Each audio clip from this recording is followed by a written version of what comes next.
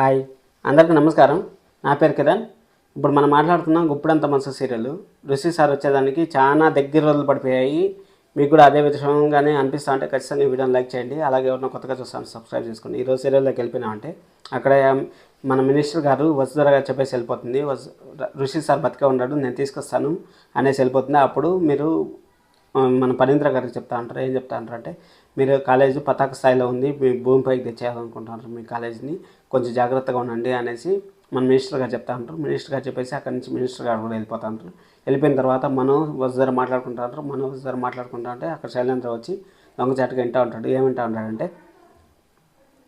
ఉంటాడంటే ఈ విధంగా, నన్ను మీరెందుకు ఏం మాట్లాడలేదు మన గారు, మీరు ప్రతిసారి నాకు వెనకాల ఉంటారు కదా, మీరు ఎందుకు నాకు వెనకాల లేరు, మీరు కూడా ఋషి సార్ చనిపోయాడు నమ్ముతా ఉంటారా అనేసి మాట్లాడుతూ ఉంటాడు. ఆ మాట అంటే, లేదు నేను నమ్ముతా ఉన్నాను, నేను కానీ ఏమైనా మాట్లాడినా అంటే మళ్ళీ శైలేంద్ర ఆడేదో ఒకటి మాట్లాడతాడు, మళ్ళీ వాళ్ళకి అనుగుణంగా మార్చుకుంటాడు అనేసి నేనేం మాట్లాడలేదు వసుధర గారు అనేసి మన మనగారు చెప్తారు. అప్పుడు శైలేంద్ర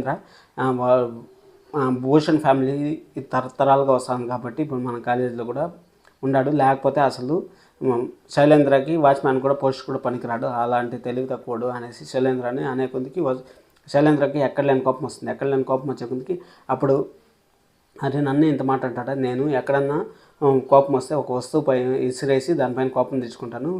ఇప్పుడు కానీ నేను కానీ ఏమైనా చేసినా అంటే, ఇప్పుడు నేను కానీ వాళ్ళని ఎంట్రీ ఇచ్చిన అంటే పోయేసి వాళ్ళపైన వాళ్ళు ఉండే కోపం నా పైన చూపిస్తారు, అప్పుడు ఏం బాగుండదులే అనేసి చెప్తారు. సరే అనేసి మళ్ళీ వీళ్ళు మన మహేంద్ర గారు కూర్చొని ఆలోచించుకుంటా ఉంటే వాళ్ళన్న పనేంద్ర గుప్త గారు వచ్చి, ఈ విధంగా మన ఇంటికి రండి, నేను మాట్లాడాలి ఈ విధంగా అని చెప్పేసి ఇంటికి రమ్మని చెప్పి సాయంకాలం వస్తారని కూడా పిలుచుకొని ఇంటికి రానేసి అంటాడు. ఇంటికి రానేసి ఎందుకు చెప్తా ఉంటాడు ఇంటికి రమ్మనేసి, ఏమైనా మాట్లాడతాడా ఏం కాలేజ్ గురించి అనేసి.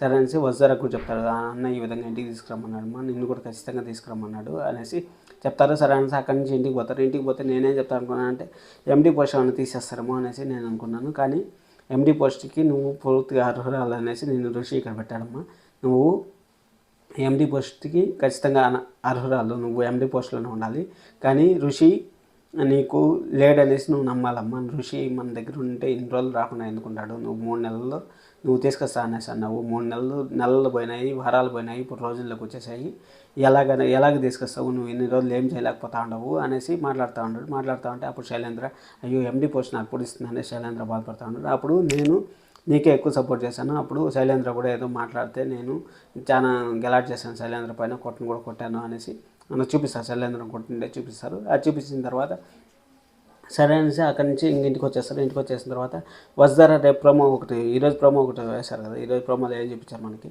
వసుధర ఎక్కడికో వెళ్తా ఉన్నట్టు చూపిస్తూ ఉంటారు. ఎక్కడికో ఏం చేస్తా ఉంటావు వసుధర, ఎక్కడికి అమ్మ వెళ్తా ఉన్నావు అంటే, నేను ఏం చేస్తాను నన్ను అడగదండి మామయ్య అనేసి అక్కడ మనోకి అనుపమ గారికి మళ్ళీ వీళ్ళకు మహేంద్ర గారికి చెప్పేసి అక్కడి నుంచి వెళ్ళిపోతా ఉంది. ఎక్కడికి వెళ్తా ఉంది ఏమనేసి మనకు కూడా తెలియదు. యాక్చువల్గా 2-3 రోజులు కనపడదు అనేసి చెప్తా ఉంటారు కదా, చూద్దాం ఏమైనా జరగచ్చు.